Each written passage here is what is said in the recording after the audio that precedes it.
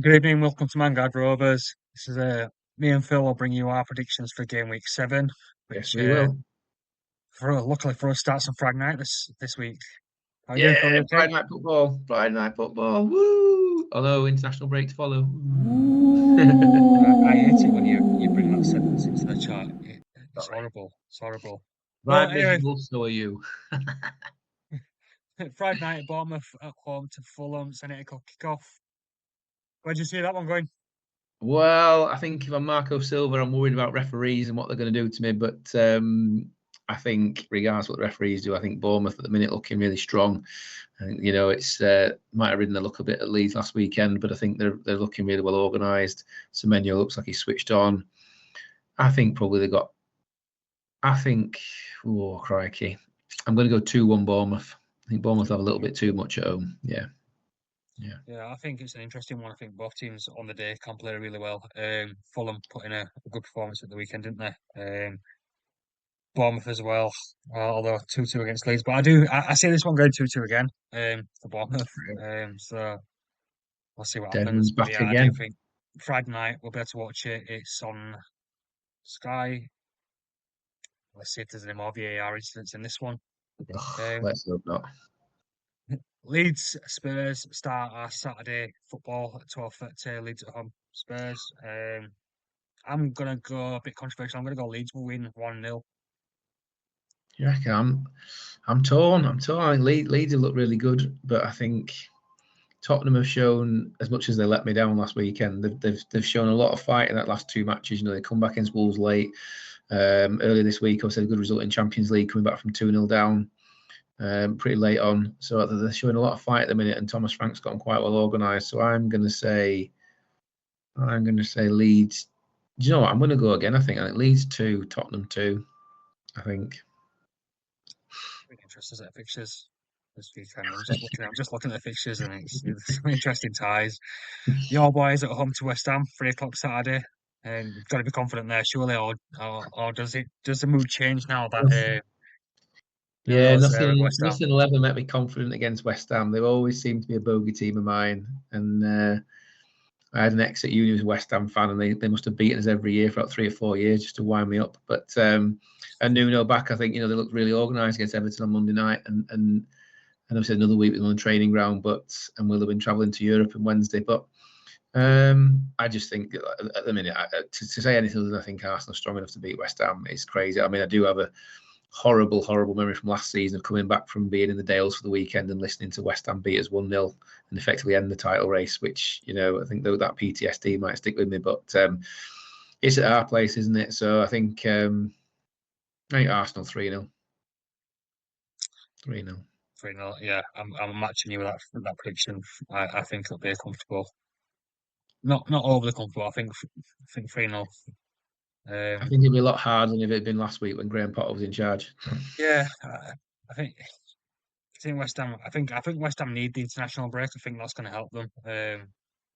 Let Nuno get his feet under the table a little bit, work out what players he's got, who he's going to use and utilise, and you know, Agreed. hopefully for them they all come back uninjured and unscathed. But yeah, I don't see West Ham coming to your spot and taking anything. I Um, don't think so. I hope not. we've got another really interesting game at 3 o'clock on Saturday. United at home to Sunderland. I, That could be anything. That could. yeah, But I I've think put myself down for a 1-0 win to Sunderland. Yeah, I think we said on last Monday's Tuesday show, didn't we? I think Man United's big problems at the minute come when they're facing teams that are really well organised, and I think Sunderland are right up there at the minute in terms of the organisation they've got, and probably the belief. No one's very scared of going to Old Trafford anymore. And I just think United look like they're in a horrible place, and you just wonder how many United players will just have one eye on getting through that game, just so they can go off to the international break and get away from the pressure cooker that is Old Trafford. So. Yeah, I'm like you. I fancy Sunderland's chances, but I'm going to say Sunderland 2, Manchester United 1. I Speaks think. volumes when we're both predicting a Sunderland win at Man United. I know, Uh, right? yeah, It's both says a lot, ways. How, doesn't it? how well how well Sunderland have started, but yeah, how poor Man United are. Yeah, You watch Man United, will do what Man United always do and prove us wrong. So love rule to do it. free. They've got a better Uh, chance because they lost the last weekend just gone. They just don't do back-to-back wins, so they're back on an even keel now. Nah, Sunderland win. Talking of clubs that can't get a back-to-back win, Chelsea. They host Liverpool 5:30 kick-off Saturday afternoon. It's another one that could be anything, isn't it? Like obviously Ekitike is back. Liverpool coming off the back of a loss in the Champions League, which they won't be happy about. You know, they don't do. They're not really fans of losing 3 games in a row. But then again, you know, Chelsea also had two bad results in the Premier League recently. I mean, Chelsea could keep 11 players on the pitch, it would help, wouldn't it?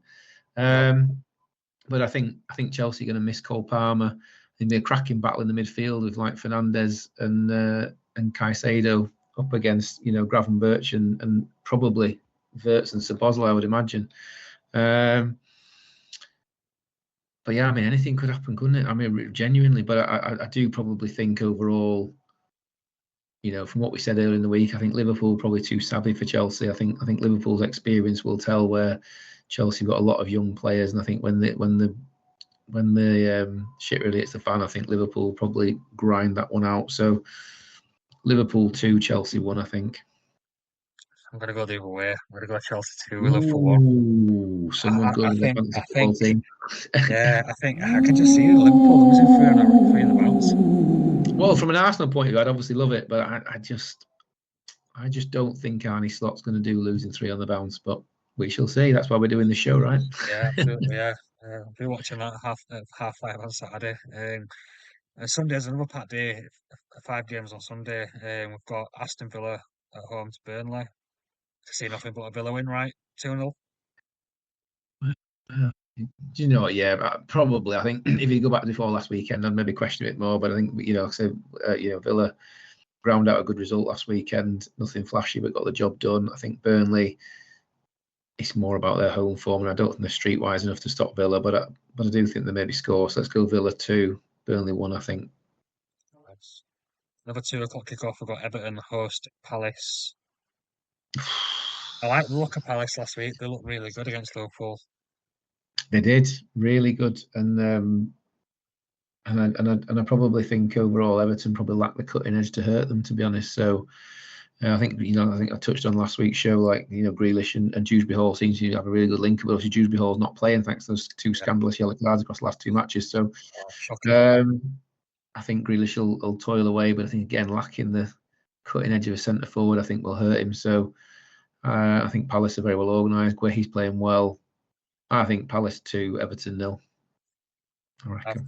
I've jotted down a 1-0 win for Palace. I think they'll actually exactly the same points as yourself. I think Everton missing a couple of players, especially Dewsbury Hall. His link-up play with Grealish has been fantastic. So good down Uh, that left hand side. yeah, really good, really positive stuff. I think West Ham in the draw on Monday came back into the second half really strong. Bowen grabbed himself a nice goal. I think Everton just looked a bit tired towards the end of that second half. Palace, I just think looked really good coming off the back of that win at Liverpool. And yeah, I just fancy them to win 1-0. Fair enough. Then my boys host Forest, 2 o'clock kickoff, 1-0 win. 1-0 win.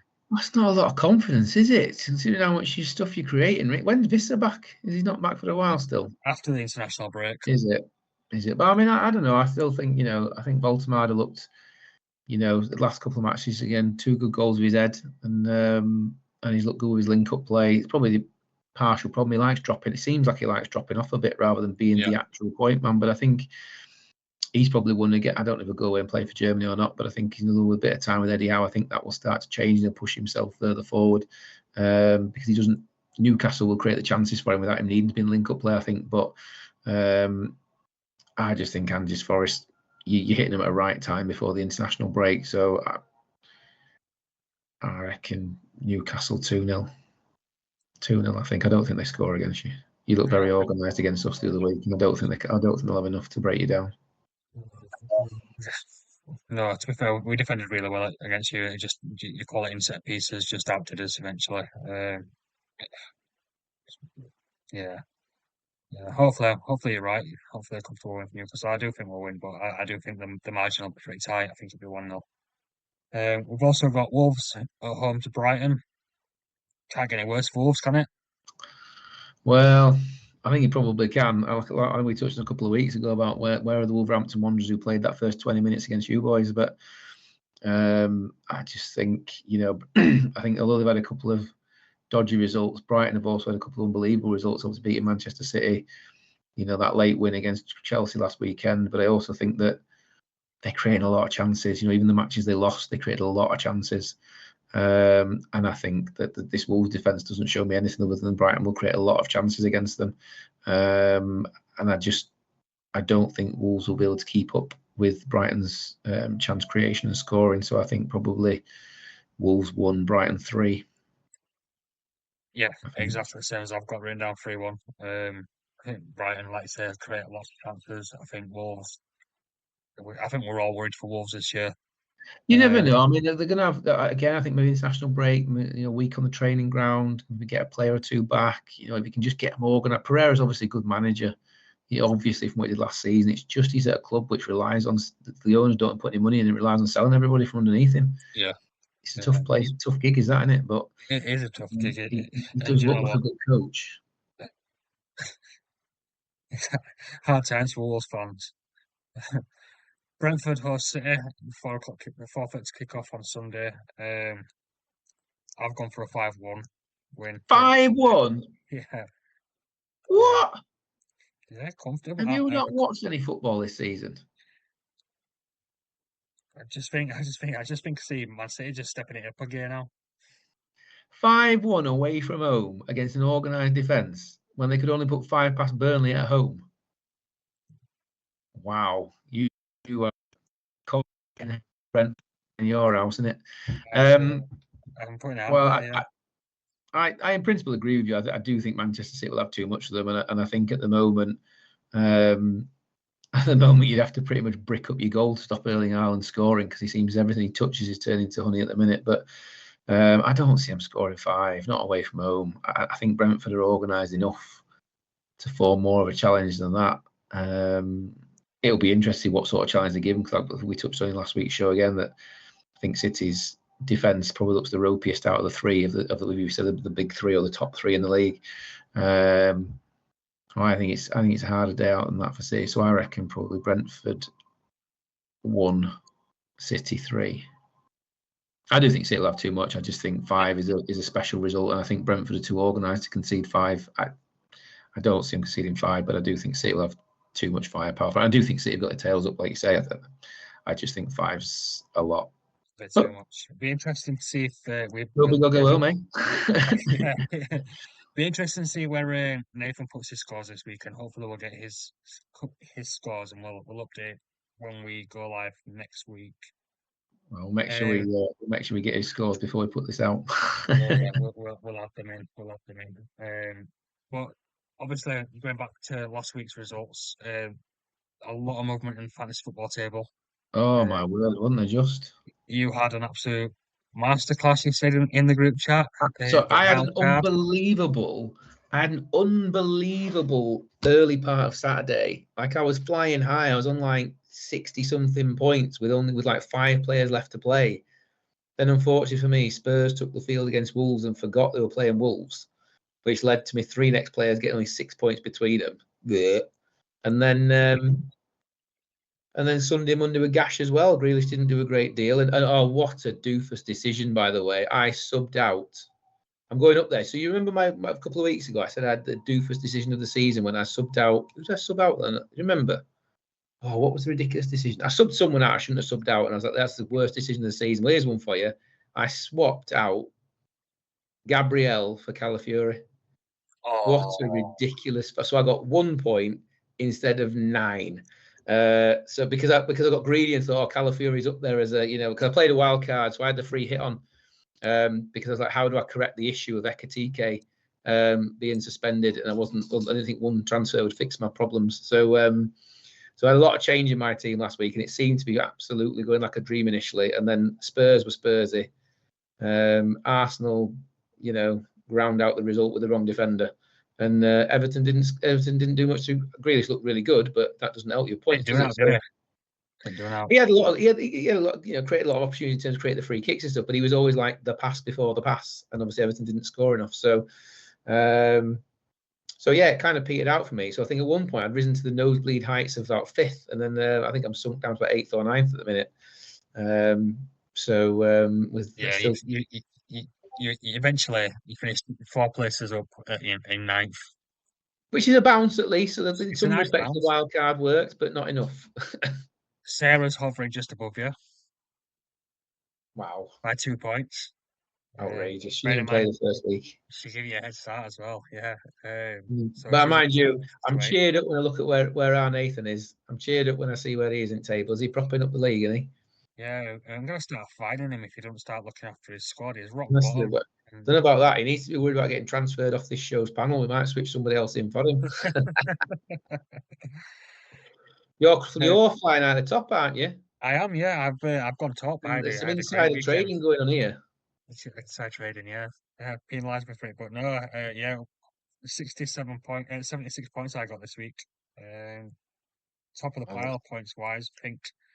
he There was, was yeah. someone else who scored 75 points. I think I had 68, 69 or something like that. But what a you could see the bounce on Saturday. To be fair, because for Oh, those of and us, I think probably about a third of the league now had Haaland captains.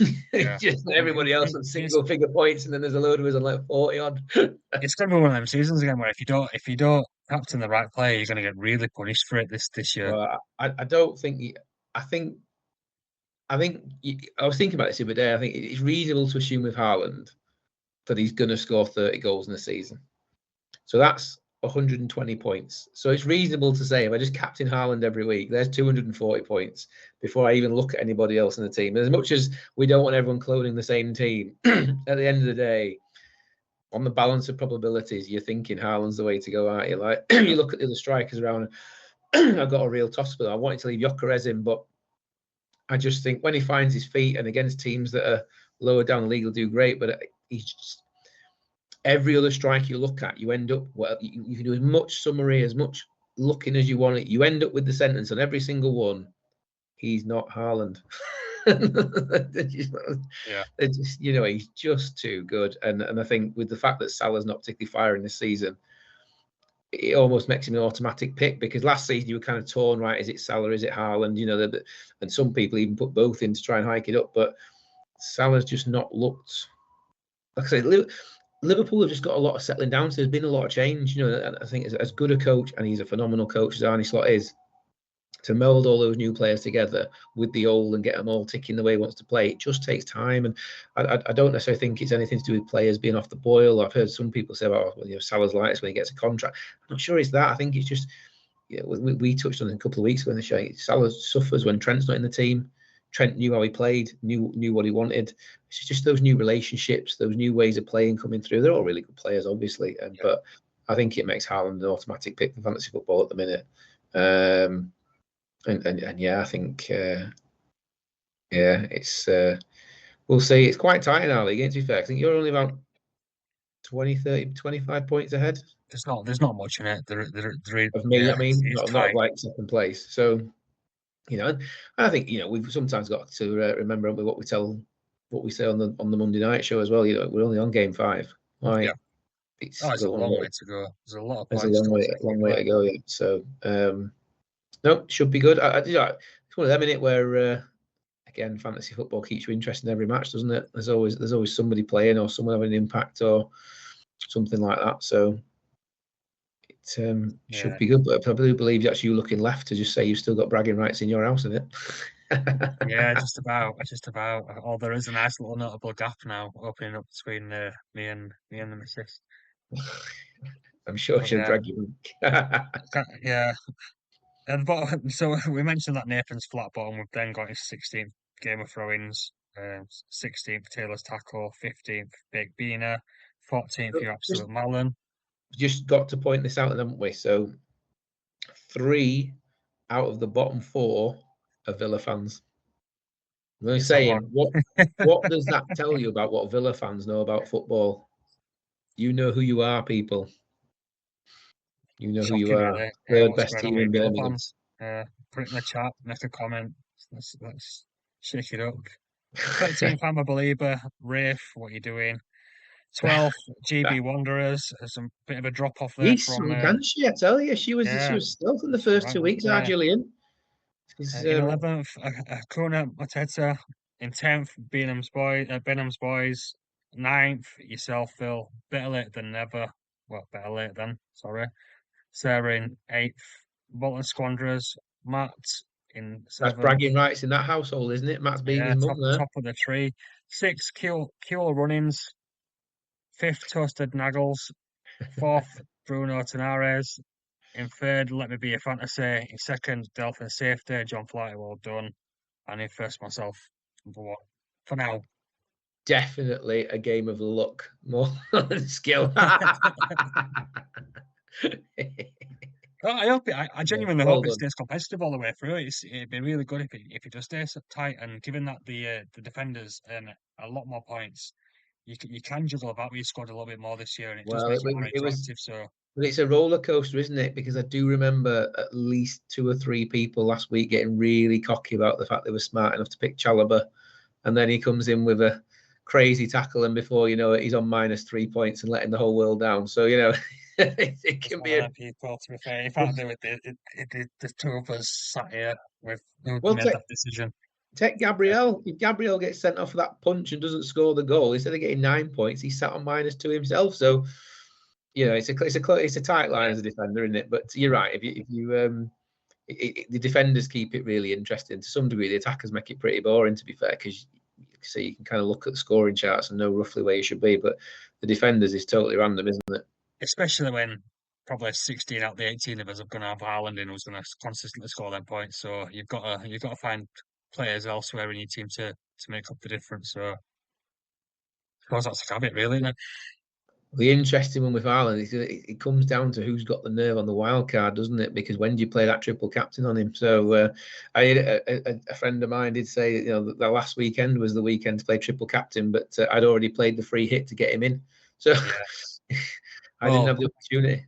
according to my predictions for this weekend, it'd be this weekend for me, won't You want to get on it then, get him triple captained, see what it? happens. I tell you what, though, in all seriousness, you could do a lot worse, couldn't you? Because between that international break and this one, he has been on fire, and you're never quite sure how players come back from the international break. So if you do think City are going to go big, let's face it, whenever City go big, Haaland's going big. So could be a worse weekend for it, to be fair, because if he comes back for international duty with a knock, or he comes back with not quite with the same motivation, and before you know it, he has a flat for a couple of weeks. I mean, flat for him, obviously, probably still means he scores one goal every other game, but he has a flat couple of weeks, and shoot, should have done it.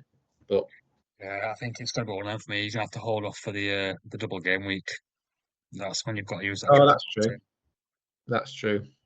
But Don't go mind early, you, guys. Hold you on to you that watch. triple Do we captain. know they're playing on the double game week? I mean, Not as you yet, I don't want don't know. you don't want them facing like Newcastle and Arsenal, like two of the tightest defenses in the league. Well, he might score, but just. Yeah.